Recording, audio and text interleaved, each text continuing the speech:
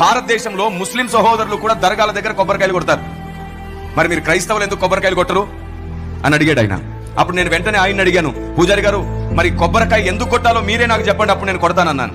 ఎందుకు కొట్టాలేమిటి, పెద్దలు నియమించిన నియమం అంతే, సాంప్రదాయాన్ని పాటించాల్సిందే అన్నాడు. కాదు కాదు, కారణం లేకుండా పెద్దలు ఏ సాంప్రదాయం పెట్టరు, పెద్దలు ఏది పెట్టినా ఒక కారణం అయితే ఉంటుంది. ఈ కొబ్బరికాయ ఎందుకు పూజలోకి వచ్చిందో చెప్పండి అన్నాడు. మీకు అంత తెలిస్తే చెప్పండి మరి అన్నాడు. నన్ను అప్పుడు చెప్పడం ప్రారంభించాను. మనుధర్మ శాస్త్ర నిర్మాణం కంటే ముందు మనం వెళ్ళినప్పుడు పూజలో కొబ్బరికాయ అనే ప్రస్తావనే లేదు. అప్పుడండి ఎవరు ముట్టుకొని ఎవరు అంటుకొని నీళ్లను దేవునికి సమర్పించి పూజ చేయాలనే పద్ధతి ఉండేది. ఈవెందో బైబిల్లో కూడా పవిత్ర జలమును గురించి రాయబడింది.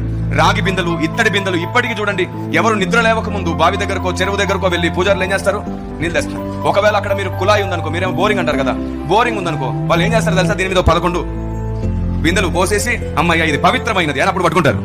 కాబట్టి ఎవరు ముట్టుకొని ఎవరు అంటుకొని నీళ్లు దేవునికి సమర్పించాలి అనే పద్ధతి ఆనాడు ఉండేది, ఈనాటికి కొనసాగుతుంది. అయితే కొన్నాళ్ళు గడిచిన తర్వాత పెద్దలు ఏం గమనించారో తెలుసా, ఎటు చూసిన నీళ్ళు అపవిత్రమైపోతున్నాయి. బావిలో ఉన్న నీళ్ళైనా, చెరువులో ఉన్న నీళ్ళైనా, పారే ఏటిలో ఉన్న నీళ్ళైనా అపవిత్రమైపోయాయి. ప్రతిరోజు వర్షం పడదు కదా, మరి ఎలా పవిత్రమైన జలములు దేవునికి సమర్పించాలి అని అందరూ కలిసి ఆలోచిస్తుంటే పెద్దల్లో ఒక ఆయనకు ఒక ఆలోచన వచ్చింది. ప్రకృతి పాడైపోతే జవాబు కూడా ప్రకృతిలోనే వెతుకుదామని అన్నాడు.